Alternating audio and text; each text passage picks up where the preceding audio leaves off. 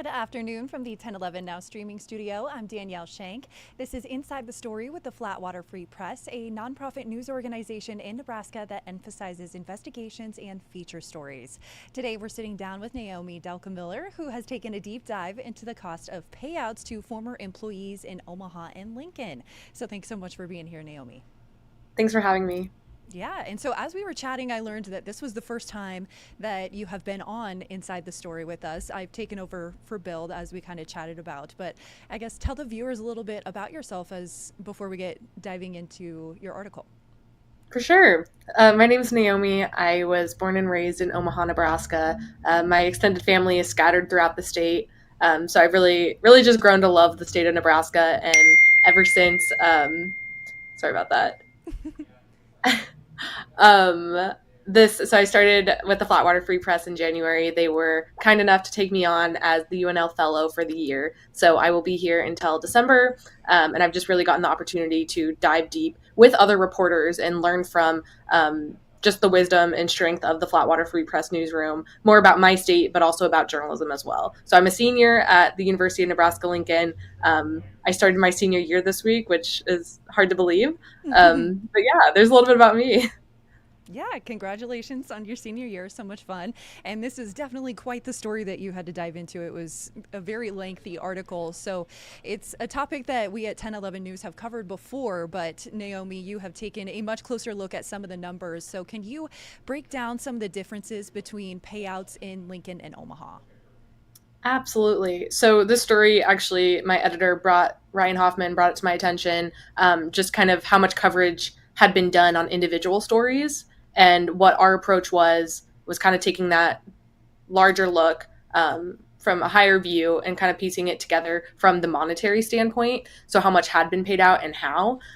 So what we found is that most of the money, for more money had been paid out to settlements in Lincoln than in Omaha. And also it came specifically from two departments, which 1011 had reported on, Lincoln Journal Star had reported on already. But it was just kind of collecting all of those individual stories and taking a look at it through the lens of the payout. Right. And so, kind of, can you break down some of the numbers when it comes to the payments for those lawsuits and just the number of employees between the different cities? Right. So as you can see, Omaha, no, it's a bigger city and it has more employees. So that was also a shock, as we were reporting the story. So Lincoln, as a smaller city, had paid out more, and that was really a huge news piece for this story. Yeah. And in your article, you kind of mentioned that the city of Lincoln has paid more than $3.5 million to about six lawsuits, whereas the city of Omaha has paid 2.2 million to resolve only 13. So quite a bit drastic numbers there. And so Mhm. there are also at least five lawsuits pending right now against LPD in court.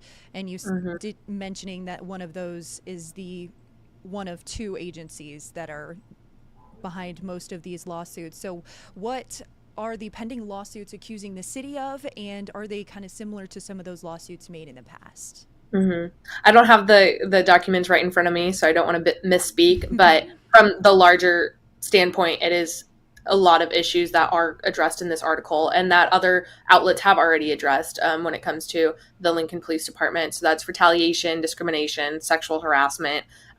All of those things are present in in the complaints that I read for this story. Mm-hmm. And so, in your article, you also have a chart.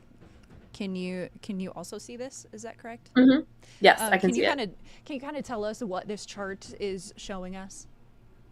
So I looked at the settlement amounts, or I looked in the settlement PDFs I obtained where that money, how it was split up, because that was something that was accessible in that document, and found that most of the money that was paid out did go to attorney fees, and then the second most where that money went was for the money to the individual. And then there was also lost wages, legal expenses. I only found it was just very different from case to case how Mm-hmm. that money was paid out and to what amount. But by breaking it down this way, I was hopefully able to show readers kind of where that money went. Right. And so, who is paying for some of these lawsuits? Is it the taxpayers? That's a great question. A question that I didn't quite get a clear answer to, if I'm being completely honest. Mm-hmm. I was told that it was insurance. The city attorney, Christie, told me that it was insurance that's paying for that money to be paid out. But at the same time, it's my understanding that taxpayers pay for the city budget, and part of that city budget does go to insurance. And we're not quite sure, because they're in the middle of negotiations.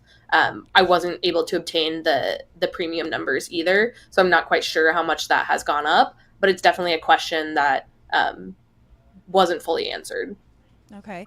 And so in your article, you also mentioned obtaining some records. And so what was included in those, and what did you learn from them? Basically, the full story is kind of what I learned from it. The takeaways. Mostly, what we got was we got a few statements from city leaders, but then the majority of that public records request was the settlement agreement PDFs, and also case numbers. That was also something that was very helpful. Was so I was able to go to other resources and look up that information and dig a little bit deeper. Mm-hmm. And so, also included in some of those details about the Lincoln and Omaha cases, most, you said in your article, were settled before going to trial, but what happened to the few that actually did go to trial? That's right. So the one that did go to trial, that was Troy Hurd in Lincoln, that one was ultimately settled after the trial to avoid a second trial. And then the one that's widely known in Omaha is I actually talked to the attorney, Tom White, on that. But the Belcastro Gonzalez case was one that did go to trial in Omaha, and there's also a second case that's now being filed. Mm-hmm. And so, with a lot of these lawsuits kind of pertaining to the Lincoln Police Department, there have been quite a few officers that have been pretty outspoken about their lawsuits. One of those is Luke Bonkowitz, which we have talked to before here at 1011. What was your conversation like with Luke and Sarah Williams, who's also featured at the beginning of your article? I actually want to make it clear I did not speak to Sarah Williams. Okay. I took information that was already out there. She was declined to comment for this story. I know she's been involved in a lot of others, so that was also kind of a challenge actually with this story, is that because it's Okay. been so well reported, I was kind of asking the same people again that had already spoken out. But Luke was kind enough to speak with me. We had a couple of conversations just about his experience and what he hopes to achieve with this new lawsuit, which at the end of my story I bring back to. He wants to What he told me is that he wants change to happen, and he hopes to return to LPD someday. Mm-hmm. And so, just to get a little perspective from you, what was it like to dig into this story as being a senior at UNL, dipping your toe into what this world is like? What was it like diving into something like this and writing an article for the Flatwater Free Press? Mm-hmm. Luckily, I've had the full, since January, to really dive into stories with Flatwater. It felt like another story that I'm doing for them, but there was one step deeper with the legal and also law enforcement side of things. Those are two factors that make stories very difficult sometimes, just depending on who sources are and wanting to have everything right. I will say I had a lot of help with the other reporters and editors in the newsroom, and my experience at Flatwater wouldn't have been the same without that mentorship and without that trust and encouragement from everybody around me. Mm-hmm. And so, what do you think about digging into an article like this and some of the things that you found? It's definitely not something I could have done by myself. I'll start it with that. This is the first time I've had to use some of the government databases such as Pacer or Justice, which are just platforms that we're able to look at court documents with.